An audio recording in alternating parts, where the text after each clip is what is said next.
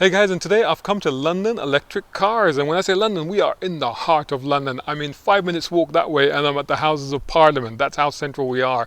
And behind me, you can see a couple of iconic classic cars, the Beetle and the Land Rover. This is a Series 2 a Land Rover. And we're going to find out what they do here, which, as you've probably guessed from the name, is converting these to electric.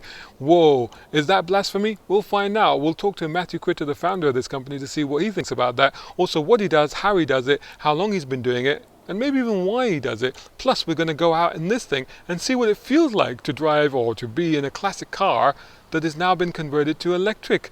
All of that to come right after this.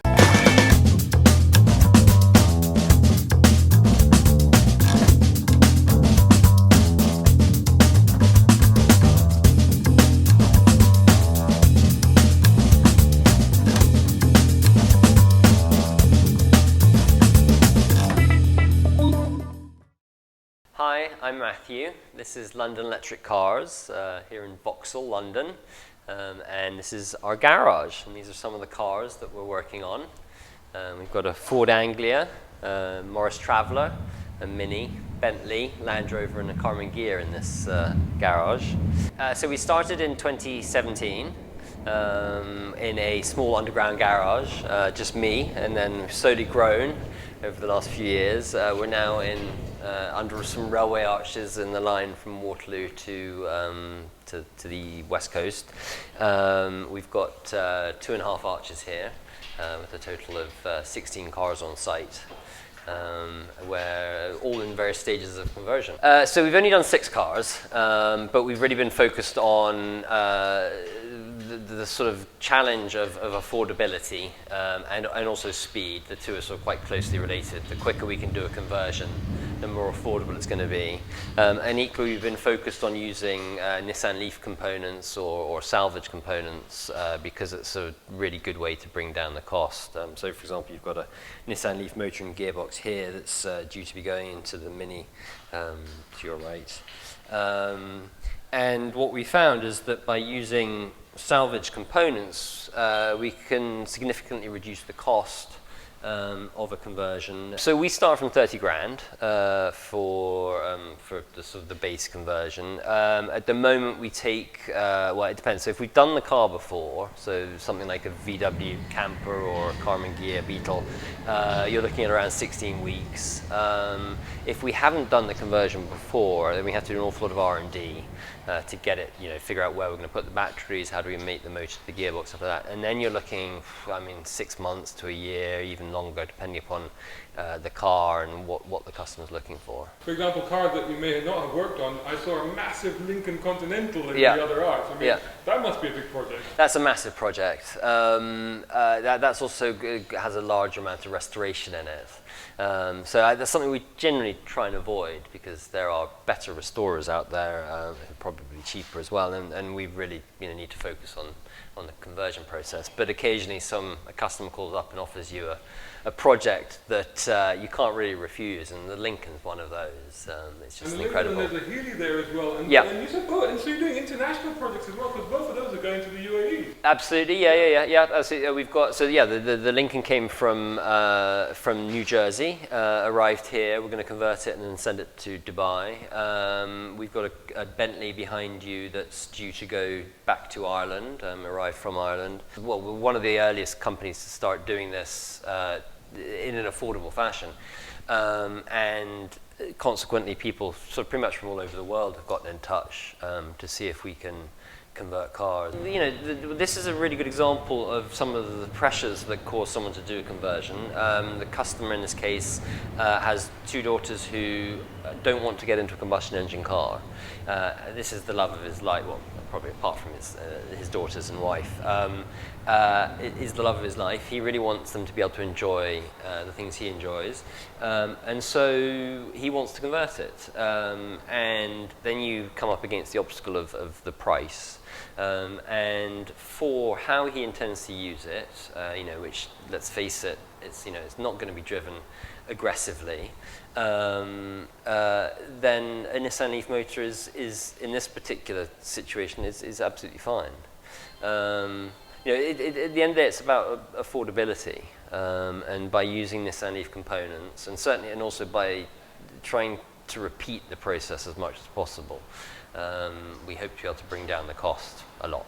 Something very interesting that you said there, particularly in light of we're filming this against the backdrop of COP26 that's going on in Glasgow, and a younger generation that's obviously demanding change to the way that we consume fuel and carbon. And I noticed that you're not just working on classic cars, but you're working on new cars as well. Yeah. So is that actually what your mainstay might be going forward? That's difficult. When I say new car, I mean newish cars. Yeah. Modern classics maybe, and so on. I think it's still too early to tell, really. You can run through the figures. So we've got 40 million vehicles in the UK. We've committed to the Paris Climate Agreement that says that by 2030, or to meet our obligations for that, we're going to halve our CO2 outputs by 2030. And one of the ways that has been identified to do that is to reduce the CO2 emissions from road transport. And to do that, we're going to try and replace half of the cars or vehicles on the road with zero emissions vehicles. There are 40 million vehicles in the UK. To replace half of those with zero emissions vehicles means some 20 million vehicles are about to be removed from the roads, and half of a car's lifetime CO2 output happens during manufacture. And one of the, if we're looking at a society that's based around reuse, recycling, then the idea that I use a 2005 Volvo as my sort of go-to car, for an example, something like a V70 or a V90, one of which we've got out there as well. Leather seats are still good, the air conditioning is still good, the suspension is still good, the electric windows are still good. The whole car is still fine, it's just got an engine in it that's bad. And so to scrap the whole thing and produce a completely new car seems really wasteful. And so what I'm hoping we can do is through the use of salvage components, or at least affordable EV components, and repetition of the process, is we can offer conversions of more modern cars. And certainly we're seeing inquiries that suggest that there's a significant market for that. And at the end of the day, that's really what we're all about, is we want these cars out on the road, being driven. We're not converting the cars for them to be a weekend thing. We want these being used. And certainly the cost that people are paying for them at the moment, I would hope they're being used regularly. So how do you deal with the whole contentious issue of converting classics? You've got an Austin Healey, for example, next door, which looks in relatively good nick. It's got a working engine in it. But a lot of people, they take umbrage at ripping out the engine of a car and putting an electric motor in. Sure. Look, at the end of the day, a customer brings us a car and they pay the money and we do what they want us to do. It's an entirely personal decision. And it's the classic car, ownership one. When you modify any classic car, there's a whole group of people who tell you you've done something wrong. There's another group who tell you it's the best thing ever. And then there's another group who say, it's your car, you can do whatever on earth you want to do to it. Whether or not a car has historical integrity is a really personal decision. The cars that I would maybe be uncomfortable converting are probably different from the cars that you would be uncomfortable converting. Well, for me, it's the Aston Martins, but that's because I grew up around one, and sitting in the back seat and hearing the engine burble around the back is a very personal experience for me. Whereas I think things like some of the 80s Ferraris, which I don't find particularly attractive. Again, I don't really see the point in converting. Cars like the Bentley here, you get in that and you're like, this should have been converted a long time ago. The performance characteristics of electric motors. And this is the thing with cars like the Morris Minor that you're converting. The original performance, it barely would have reached 60 miles an hour. Yep, absolutely. Again, the Morris Minor for some people has a very evocative exhaust note, and then some people think that without that, it's not really a Morris Minor. And there are other people who just think that classic cars are something you shouldn't touch. Yeah. So this is a 24 kilowatt-hour Nissan Leaf battery pack. We've taken the lid off for you to see. So you can see the individual modules all stacked up. We basically dismantle one of these, reconfigure it. You can see various battery boxes in various guises to your right, and then repackage them to go in a car. And so it actually ends up being, in theory, quite simple. Obviously, the intricacies to get it to all work nicely and to be an easy installation is the work that we've been having to do over the last few years. But yeah, we're really, when people, particularly classic car enthusiasts, and as I mentioned, I'm part of a classic car club, and initially they were sort of really standoffish about the components and so on, whereas they're the people who would stick their head under your bonnet in a second. It's about making it approachable, and one of the ways you make it approachable is by making it appear relatively simple. And in many ways, large conversions are very similar to remote control cars. And it's sort of, at its fundamental levels, it's the same concepts. So you still have to match to a degree. Again, it depends what the customer's looking for. If they're not bothered doing 0 to 60 in 6 seconds, and they don't really need to be able to do over 60 miles an hour, then the Nissan Leaf is a perfectly effective power unit. Something like a Land Rover, it's almost identical in performance to a TD5.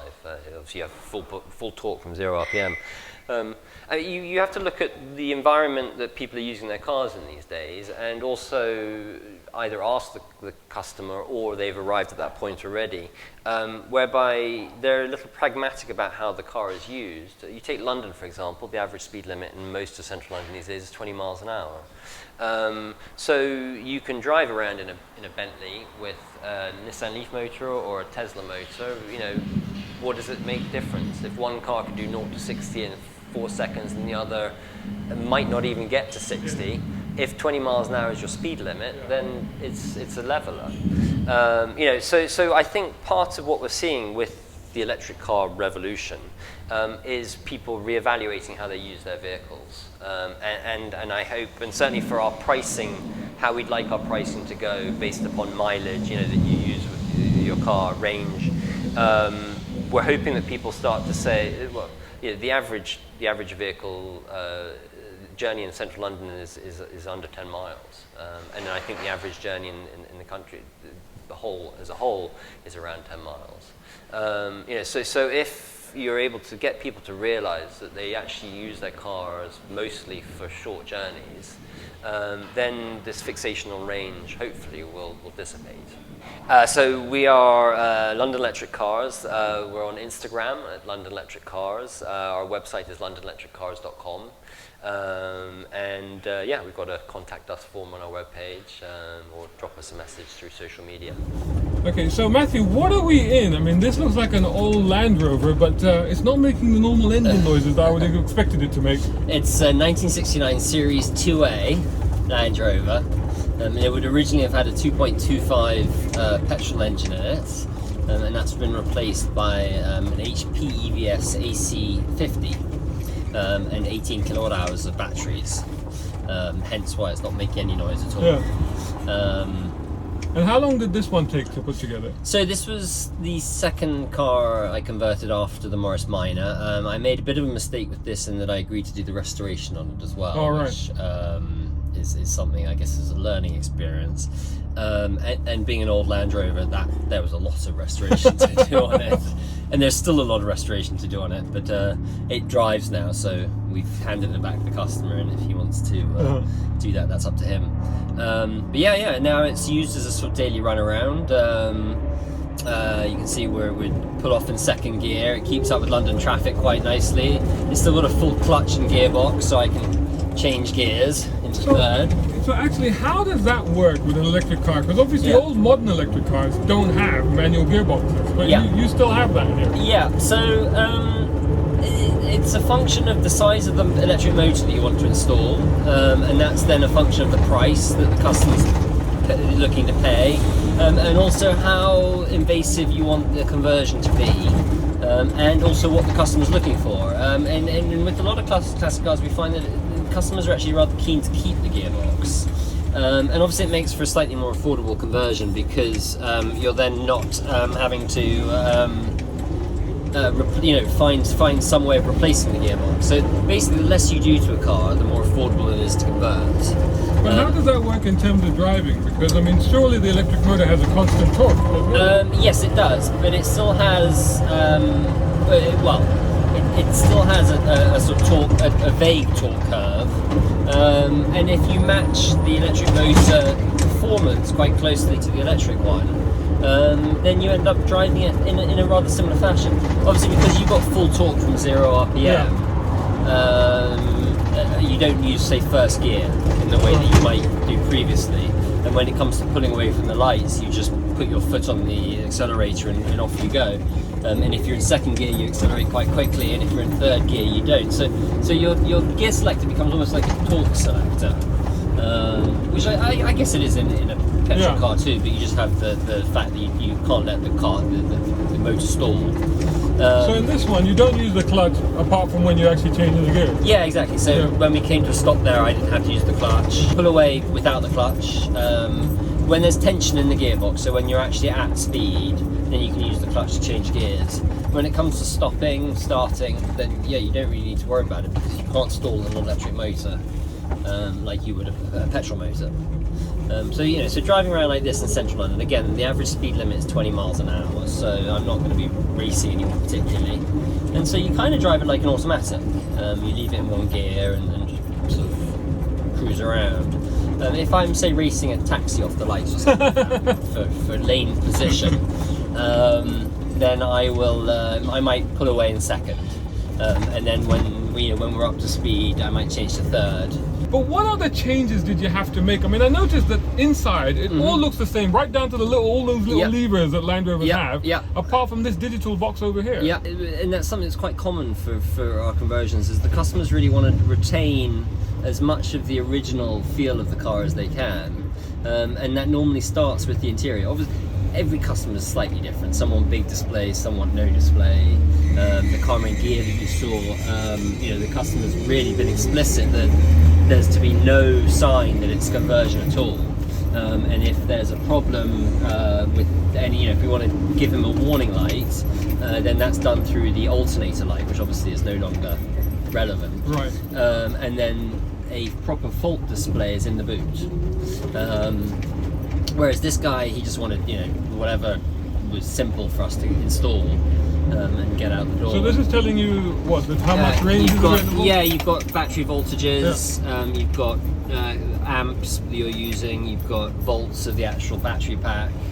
So there are lots of little, things to help you drive rate, basically. And charging these, you can charge them at any place like you would normally charge a Leaf. You can just do Yes, that. absolutely. Yeah. So it has a J1772 port.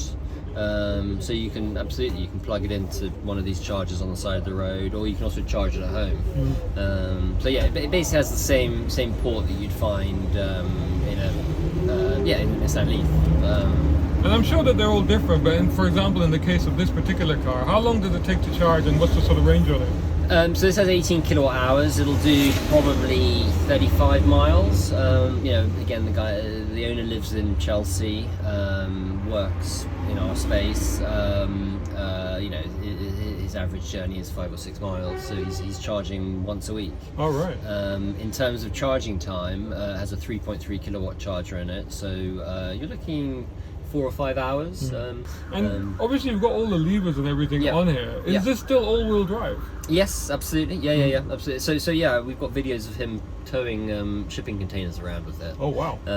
So I mean, electric motors really suit sort of industrial applications where you need full torque from 0 RPM. So rather than having to use clutch control to really bring up the power, in this you just you select your gear and you put the foot down. What would you say were the key difference in the sensation of driving this car compared to how it was to how it is now?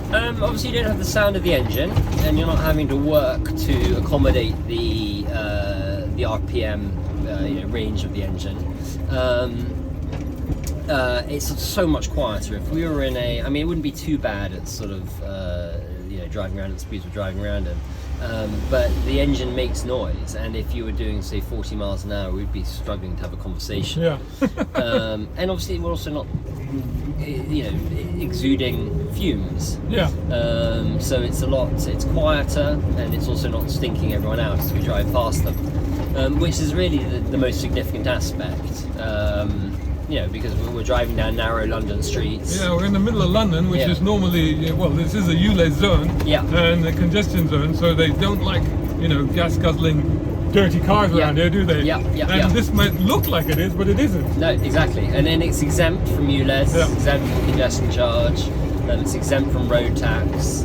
So it becomes very cheap to run, which is again one of the pleasures. And filling it up with electricity is also really, really cheap. Particularly when you start to think you can do it from a home supply, overnight when you're paying really low rates. Is this car heavier than it was, or is it? It's about the same weight. Okay. It doesn't have the biggest battery pack in it. It's probably actually a little bit lighter, in fact. It's the batteries that add the most weight. And if you think when we take out the petrol engines from these, they're normally, the one in this was around 150 kilos. The Lincoln one was 400 kilos. Wow. There's a lot of weight coming out. And then you look at the size of the car and proportionally how much weight you're adding. So a Mini, for example, it's difficult not to put quite a lot of weight into the car just because it's so small. Basically, the bigger the car gets, proportionally, the more weight it can handle from a battery pack. And that's why you see modern electric cars are large. We get, can you do 300 miles in a Land Rover? And the reality is no, not really.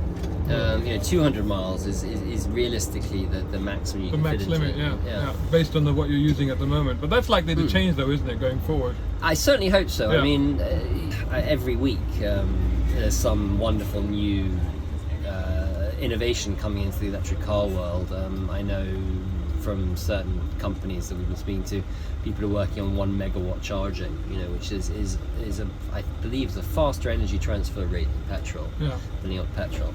But at the same time, until that's actually, I think the plan is for that to appear in Formula E next season. So they actually have effectively pit stops where they recharge.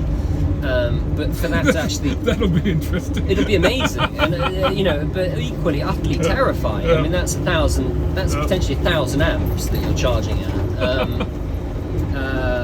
So actually, that's a good point. It takes us back to whilst we actually circulate Parliament Square right now in a Land Rover. This is the sort of contradictions of what we're doing. We're in an old Land Rover in the heart of Britain, but it's electrified. It's extraordinary. This is the past meets the future, and all kinds of radical stuff is going on here. It's fun at the end of the day. I mean, that's the sort of what seems to get people the most is that you get into one of these cars and they're fun, and then you've lost a lot of the people say you're losing the character, but you're also losing an awful lot of the trouble. And also these cars are easy to maintain and run as well. And they work, so when I get into these in the morning, they start first time every time. Doesn't matter what the weather's like, you turn the switch. Cold weather might reduce your range a bit, but you don't have any of this get in, hope that you're pull on the choke. And cross your fingers. You're going to get to work in the morning. So going back to what I was about to ask you was what are the dangers of working on these cars? So like any contained energy system, if that energy is allowed to escape in an uncontrolled way, or in ways and routes that you're not happy with, then it's dangerous. That being said, there is a degree of unfamiliarity with electric systems that makes people incredibly paranoid around them, and I hope as the experience is gained and as society becomes more comfortable with it, that they will realize it's a very approachable technology. And the proof is in the pudding that I'm able to start a small car company and grow it without the support of billions of dollars like a major company have. And I mentioned it earlier. It's a lot more complicated. It's a lot more. There are more systems and safety systems and so on a car like this compared to a remote control car.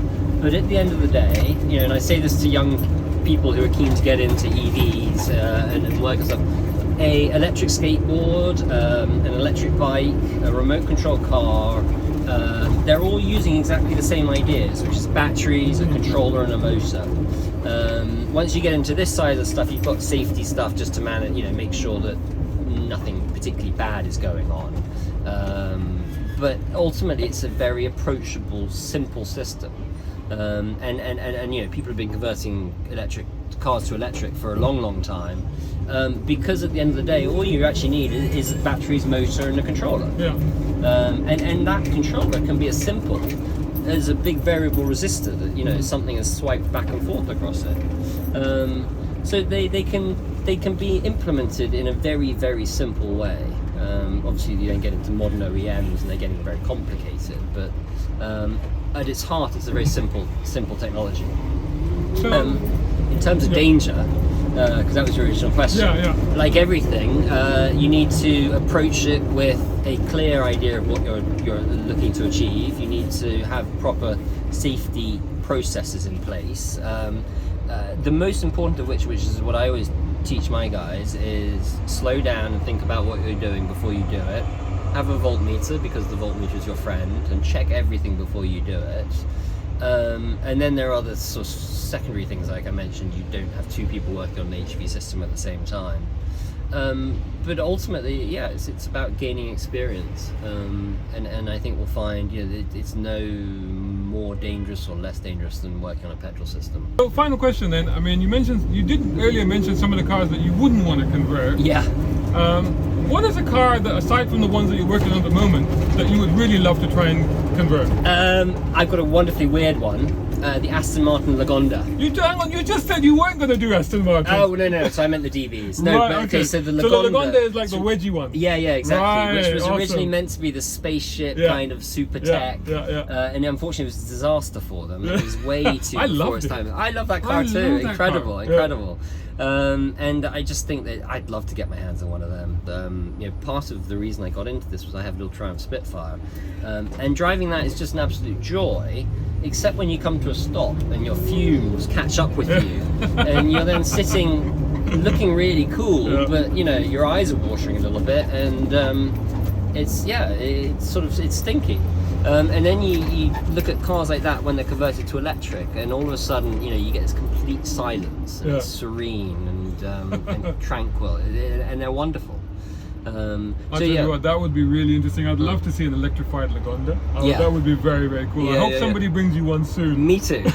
Matthew, thanks so much for this. Thanks for taking me around this incredible Land Rover, and good luck with what you're doing. Thank you very much. My pleasure. Big shout out and thanks to Jay Williams over at Air Technic, who are my top tier sponsors. Check them out for exhaust, brakes, suspension, and even body kits. Also, much appreciation to my tier 4 sponsors, Muhammad Ali Ahmed and Tom Conway Gordon, and of course all of these other guys who have joined me on Patreon. Without their support, I can't be creating the content that I am doing. Perhaps you can join them. Head over to patreon.com/browncarguy. Even if you can't do that, make sure you're subscribing and sharing this channel, which of course is youtube.com/browncarguy. Also subscribe to browncarguy.com and follow me on all the socials. Just search for my hashtag, which of course is #browncarguy.